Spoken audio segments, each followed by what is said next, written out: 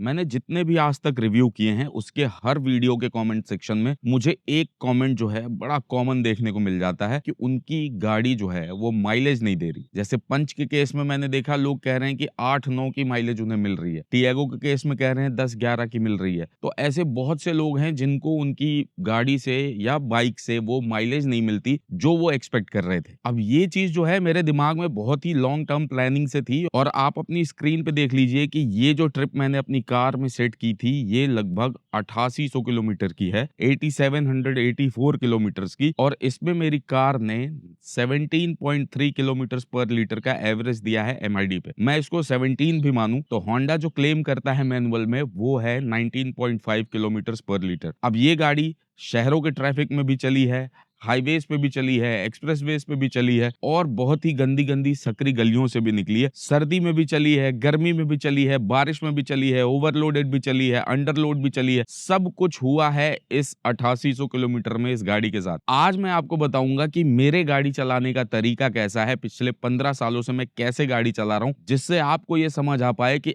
आपको अपनी गाड़ी कैसे चलानी है। आप में से बहुत से लोग इन तरीकों को अपनाते भी होंगे, लेकिन फिर भी मैं चाहूंगा कि आप इस वीडियो को पूरा देखिएगा जिससे आप एक बार रीअश्योर हो जाएं। नमस्कार देवी और सज्जनों, मैं हूं अजय मिश्रा और आप देख रहे हैं आपका अपना यूट्यूब चैनल ऑटो इन्फोटेक। बिना देरी के वीडियो को शुरू करते हैं, लेट्स गो।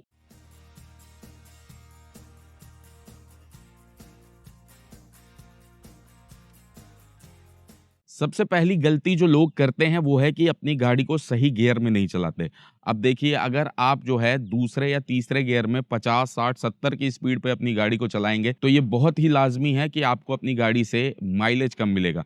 जितना छोटा गियर उतना ज्यादा टॉर्क, उतनी कम स्पीड और उतने ज्यादा हायर आरपीएम्स, और जितने ज्यादा आरपीएम उतनी आपकी गाड़ी की माइलेज कम। तो हमेशा आपको ध्यान रखना है कि आप अपनी गाड़ी को एकदम सही गियर में चलाएं। जो सबसे सही गियर में चलाने का रेशियो है मेरे हिसाब से 0 से 10 की स्पीड में आप पहला गियर रखें, 10 से 20 में आप दूसरा गियर रखें, 20 से 30 में आप तीसरा गियर रखें, 30 से 40 में आप चौथा गियर रखें और 40 से 50 में आप पांचवा गियर लगा दें। दूसरा पॉइंट है कि आपको अपनी गाड़ी को लोअर आरपीएम पे चलाना है। अब इसका मतलब ये नहीं कि आप पहाड़ पे चढ़ाई चढ़ रहे हैं और वहां पे जहां टॉर्क की जरूरत है, ज्यादा आरपीएम आपकी गाड़ी को चाहिए ही, वहां पे आप जो है कम आरपीएम पे चलाएं। मेरा कहने का मतलब है जब भी आप हाईवे क्रूजिंग वगैरह कर रहे हो या आपका रोड सामने से खाली है तो आपको कोशिश करनी है कि आपकी गाड़ी बड़े गियर में रहे, मतलब पांचवें छठे गियर में रहे, और आपके आरपीएम जो है 2000 या उससे भी कम रहे तो ज्यादा बेहतर है, क्योंकि जितने ज्यादा कम आरपीएम होंगे उतना बढ़िया कंबशन आपके सिलेंडर के अंदर होगा और अच्छी पावर आपको मिलेगी और अनबर्न फ्यूल जो है आपकी गाड़ी से निकलेगा नहीं। तीसरे पॉइंट की बात करूं तो बहुत से लोग इसे इग्नोर कर देते होंगे, वो है ऑप्टिमम टायर प्रेशर। देखिए, ऑप्टिमम टायर प्रेशर से मेरा मतलब है कि अगर आपकी गाड़ी में 32 पीएसआई टायर प्रेशर होना चाहिए तो उसको 32 ही रखना है। ये नहीं कि आप उसे 45 कर दें या ये नहीं कि उसे 20 पे चलाएं। मैंने एक बार एक फ्यूल टैंक पे एक टैक्सी वाले भाई को 45 पीएसआई अपने अर्टिगा में डलवाते देखा था, मैं हैरान रह गया था। देखिए, इससे आपकी माइलेज तो बढ़ जाएगी मेरे भाइयों, लेकिन आपके टायर का जो वेयर है और आपकी जो ब्रेकिंग है वो इतनी खराब हो जाएगी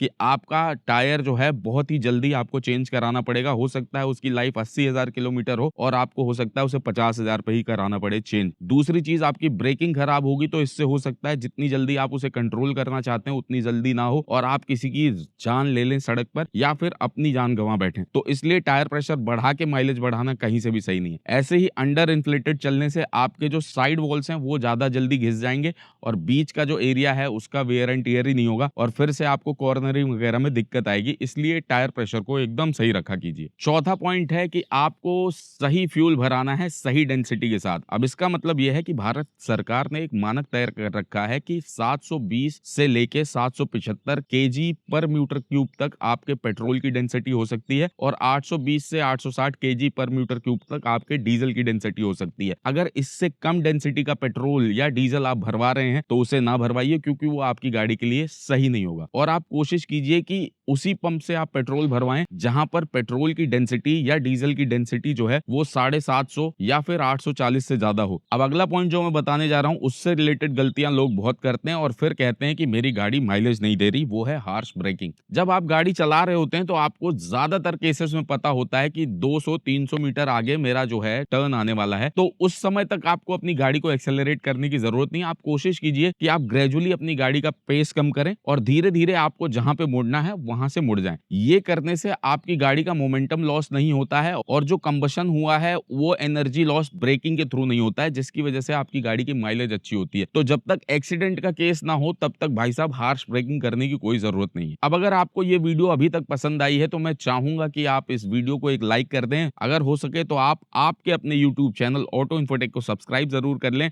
बीच में एक ऐसी टिप दूंगा जो आपके लिए बहुत ही ज्यादा काम आने वाली है, फिर बाद में मत कहना कि मोटे ने बताया। हार्श ब्रेकिंग की तरह ही एक और पॉइंट है, कहते हैं हार्श एक्सेलरेशन। कई बार हमारे अंदर वो एड्रेनलिन रश होता है या फिर हम यंगस्टर हैं, यूथ हैं और हमें है ना लगता है कि यार थोड़ा सा पंजा दबा के गाड़ी को चलाया जाए। इस केस में आपको थ्रिल पूरा मिलेगा लेकिन माइलेज नहीं मिलेगी, इस चीज का आपको ध्यान रखना है। इसलिए अगर हो सके तो हार्श एक्सेलरेशन आपको नहीं करना है, बल्कि आपकी गाड़ी को आपको लीनियरली मतलब धीरे धीरे एक्सेलरेट करना है, धीरे धीरे पंजा दबाना है, जिससे आपकी गाड़ी का जो कंबशन है वो पूरा अच्छे से हो और उसकी पावर का पूरा यूटिलाइजेशन हो पाए। अगले पॉइंट की बात करूं तो वो है ओवर स्पीडिंग। देखिए ओवर स्पीडिंग आपको बिल्कुल नहीं करनी है, इससे आपकी गाड़ी की माइलेज जो है वो कम होती है। अब माइलेज कम होना तो आदमी बेयर कर सकता है, बट अनवांटेड चालान आपको ई चालान वाली वेबसाइट पे आपकी गाड़ी के आगे देखने को मिलेंगे, तो वो आपको बड़ा दुख देने वाला है। तो इस चीज का आप ध्यान रखें कि ओवर स्पीडिंग ना करें। ओवर स्पीडिंग करने से आपको और जो बाकी लोग आपके साथ रोड पर चल रहे हैं उनकी भी जान को खतरा होता है। तो एक रिस्पॉन्सिबल ड्राइवर बनिए और ओवर स्पीडिंग मत कीजिए। अब अगला पॉइंट है fill in the coolest hours. देखिए सर्दियों में आपने देखा होगा कि आपकी गाड़ी की माइलेज जो है वो बढ़ जाती है। आप कहेंगे जी एसी नहीं चलता इसलिए बढ़ जाती है, लेकिन एसी ना चलने की वजह से गाड़ी में जो माइलेज का डिफरेंस आता है वो 1 किलोमीटर पर लीटर के आसपास होता है, अगर मैं इस कैटेगरी की गाड़ियों की बात करूं। लेकिन मैंने देखा है कि सर्दियों में मेरी गाड़ी जो माइलेज है वो 2 किलोमीटर 2.5 किलोमीटर पर लीटर तक ज्यादा देती है। उसका रीजन है कि आपका फ्यूल उस समय जो होता है ठंड की वजह से ज्यादा डेंस होता है। तो ज्यादा डेंसिटी वाला फ्यूल जब होगा, मैंने जैसा पहले भी बताया, जब ज्यादा डेंसिटी वाला फ्यूल होगा तो आपका जो कंबशन है वो बेहतर होगा। सेम पावर के लिए गाड़ी को आपकी कम फ्यूल यूज करना पड़ेगा और इससे आपको ज्यादा बेहतर माइलेज मिलेगी। तो कोशिश कीजिए कि अगर आप गर्मियों में अपनी गाड़ी में पेट्रोल भरा रहे हैं तो कोशिश कीजिए कि सुबह सुबह ही भरवा लें। और मेरे हिसाब से जो सबसे इंपॉर्टेंट पॉइंट है इस पूरी चीज में, जो मैंने अपने एक्सपीरियंस से सीखा है, वो है कि स्लो डाउन विदाउट ब्रेकिंग। अब मैंने पहले भी आपको बताया कि जब आपको पता है, ज्यादातर केसेस में आपको अपने ऑफिस ही जाना होता है आपकी गाड़ी या बाइक से,